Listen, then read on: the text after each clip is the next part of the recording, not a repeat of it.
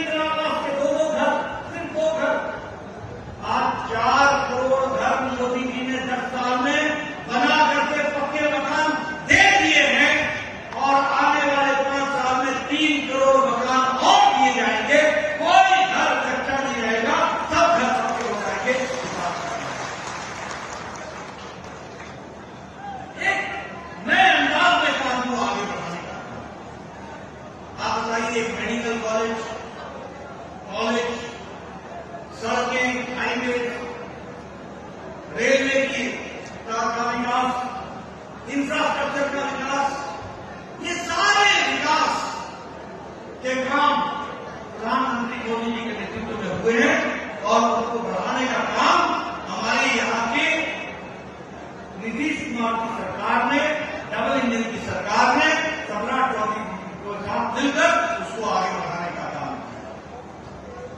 अभी मैं बात करूंगा आपसे प्रधानमंत्री किसान सम्मान 11 करोड़ 78 लाख लोगों को हर दूसरे हर चौथे महीने 2000 रुपए फीस देना, और कैसे देना? सीधे उनके बैंक के खाते में डालना। 11 करोड़ 78 लाख लोगों प्रधानमंत्री किसान सम्मान निधि। और मोदी जी ने तय किया है कि किसान सम्मान निधि अगले 5 साल तक चलती रहेगी। मोदी जी ने तय किया है कि प्रधानमंत्री गरीब कल्याण अन्न योजना अगले 5 साल तक चलता है। इस प्रकार से विकास को आगे बढ़ाने का काम किया। भारत आज देश में आर्थिक दृष्टि से भी आगे बढ़ा है। हम 11वें नंबर की अर्थव्यवस्था में 11वें नंबर पर खड़े थे। पिछले 5 साल में भारत लंबी छलांग लगाकर 5 में से बढ़ करके अब 10वें से बढ़ करके अब 5वें नंबर पर आगे खड़ा है। और मोदी जी को आप तीसरी बार प्रधानमंत्री बनाएंगे, 2 साल के अंदर भारत 3रे नंबर की अर्थव्यवस्था पर जाएगा।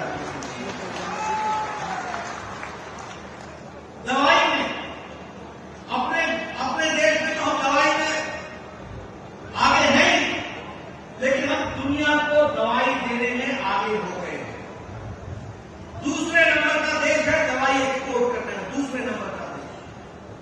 138% हमारी दवाई की खपत अब एक्सपोर्ट हो रहा है, 138% रहा। और दुनिया में सबसे सस्ती और सबसे कारगर दवाई भारत बना रहा है। ये नहीं को समझना। ऑटोमोबाइल में गाड़ियां बनाना, ऑटोमोबाइल मार्केट, ऑटोमोबाइल जगत में जापान को पिछाकर 3रे नंबर के ऑटोमोबाइल मार्केट बना है। आप लोगों ने सबने मोबाइल रखा अपने हाथ में, सबके पास मोबाइल है। 10 साल पहले इस मोबाइल पर लिखा होता था मेड इन चाइना। 10 साल पहले इस मोबाइल पर लिखा होता था मेड इन कोरिया। 10 साल पहले इस पर लिखा होता था मेड इन जापान। आज आप सबके मोबाइल पर लिखा है मेड इन इंडिया।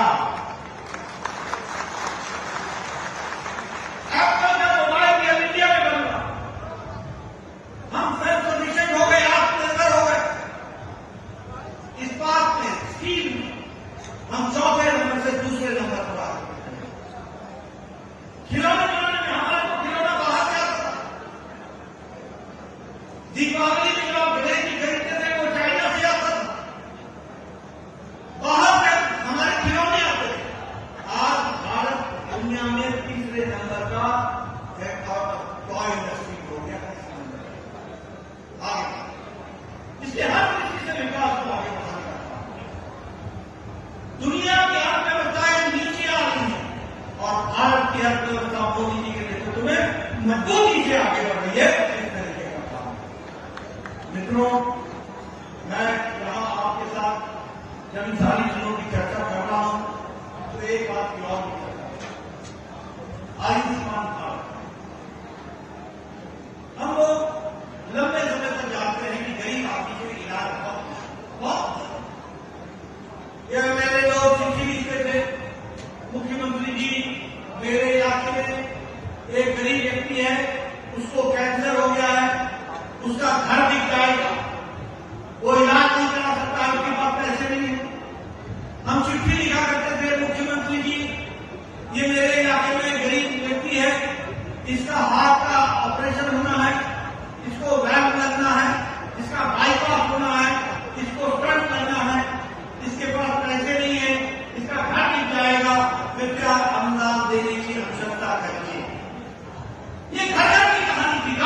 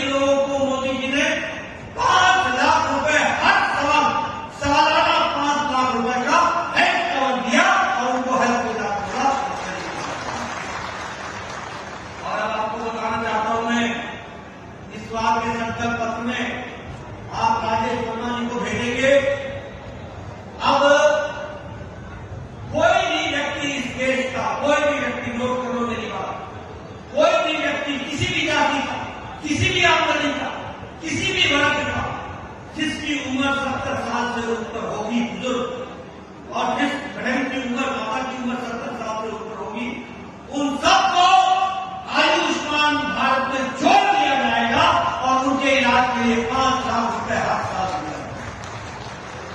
ये बदलता भारत बुजुर्गों के लिए 80, जिनकी उम्र 80 साल 70 साल से ऊपर हो, उन सबको जोड़ लिया जाए। और हमारे किन्नर समाज के बारे में किसी ने नहीं सोचा, कोई उनको किसी ने भी नहीं सोचा। मोदी जी ने उनको भी आयुष्मान भारत से जोड़ दिया है और उनको भी 5 लाख रुपए का है। ये है मानवता की सेवा। इस तरीके से मानवता की सेवा हो। जल जीवन मिशन में 11 करोड़ घरों को हर घर नल, हर घर जल। हमारे एमएलए को गर्मियों में जनता के बीच में जाना मुश्किल होता था।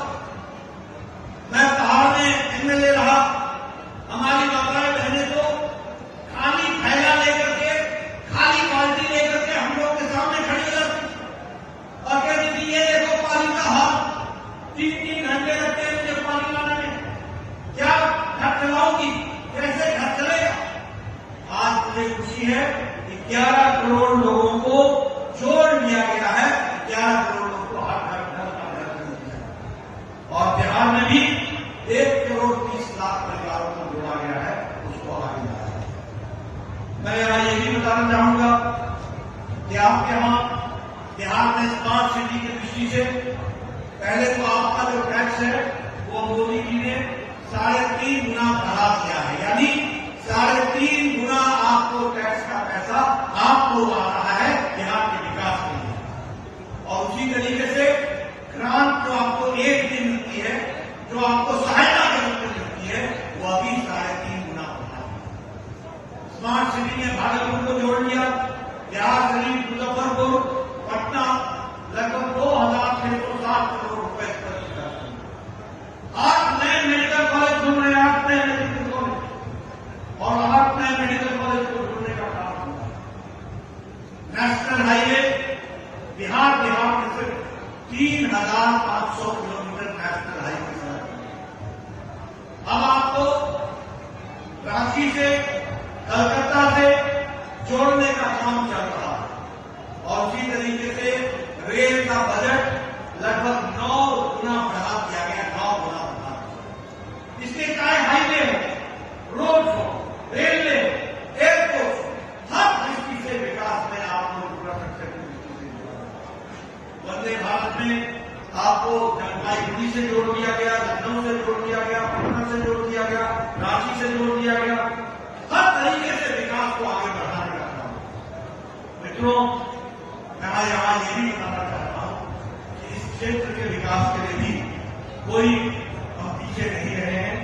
अमृत भारत स्टेशन के माध्यम से आपके खगड़िया में 2 रेलवे स्टेशन को नया किया जा रहा है, बिल्कुल नया बना दिया जाएगा और वर्ल्ड क्लास रेलवे स्टेशन बनेगा। उसके लिए हम मैं ये भी आपको बताना चाहूंगा कि जमालपुर के लिए खगड़िया लाइन, रेल लाइन, इसको डबल लेनिंग, इसका काम भी चल रहा है। और सबसे बड़ी बात यह है कि मोदी जी के द्वारा आपको खगड़िया में मेगा फूड पार्क दिया गया है, मेगा फूड पार्क दिया गया है, जिससे आपका विकास हो।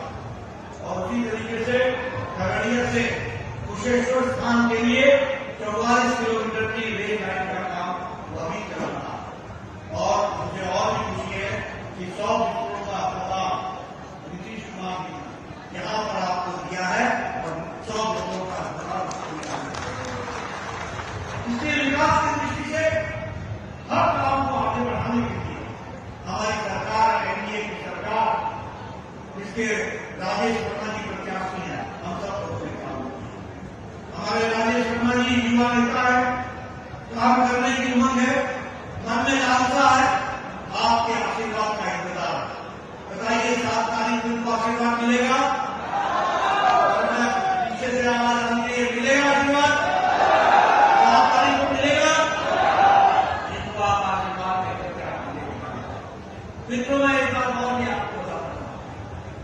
आपको मैंने भारतीय एनडीए का एक कागज खींच करके आपके सामने रखा कि विकास लेकिन आपको एक बात करने बताना लगा है, वो ये है कि हम लड़ किससे रहे, हमारे विपक्ष में है कौन, कौन हमारा विरोध करे, कौन है ये गठबंधन का, ये घमंडिया गठबंधन, कौन है ये इंडिया अलायंस? ये इंडिया अलायंस याद रखना, ये भ्रष्टाचारियों का जमावड़ा है। एक तरफ मोदी जी बोलते हैं भ्रष्टाचार हटाओ, दूसरी तरफ ये घमंडिया गठबंधन बोलता है भ्रष्टाचारियों को बचाओ। वो भाई भ्रष्टाचारियों को बचाना है क्या? बचाना है भाई, इनको जेल भेजना है ना, इन्होंने भ्रष्टाचार किया है ना। आप बताइए कांग्रेस पार्टी ने कोयला घोटाला किया था कि नहीं किया था? जोर से बोलो भैया, किया था? आप बताओ इन कांग्रेस पार्टियों ने चावल घोटाला किया था कि नहीं किया था? चीनी घोटाला किया था कि नहीं किया था? पनडुब्बी घोटाला किया था कि नहीं किया था? कॉमनवेल्थ गेम्स का घोटाला किया था कि नहीं किया था? 2G 3G का घोटाला किया था कि नहीं किया था? ऑगस्टा वेस्टलैंड के हेलीकॉप्टर की खरीदी में घोटाला किया था कि नहीं किया था? कौन सा घोटाला छोड़ा? अंतरिक्ष में घोटाला किया, आकाश में घोटाला किया, समुद्र में घोटाला किया, पहाड़ में घोटाला किया, धरती में घोटाला किया, सब जगह घोटाले में घोटाला। आप बताइए अखिलेश की सरकार ने लैपटॉप घोटाला किया कि नहीं किया? आप बताइए अखिलेश की सरकार ने गोमती रिवर फ्रंट का घोटाला किया कि नहीं किया? आप बताइए अनाज का घोटाला किया कि नहीं किया? आपके ये घमंडिया गठबंधन के लालू यादव ने चारा घोटाला किया था कि नहीं किया था? भैया लालू के जमीन के बदले नौकरी का घोटाला किया कि नहीं किया? आप बताइए अलकतरा घोटाला किया था कि नहीं किया था? आप बताइए एक टीएमसी के तृणमूल के कांग्रेस के नेता ममता की मंत्रियों ने टीचर भर्ती घोटाला किया कि नहीं किया? बालू घोटाला किया कि नहीं किया? गाय का तस्करी की कि नहीं की? हर तरीके का भ्रष्टाचार किया कि नहीं किया?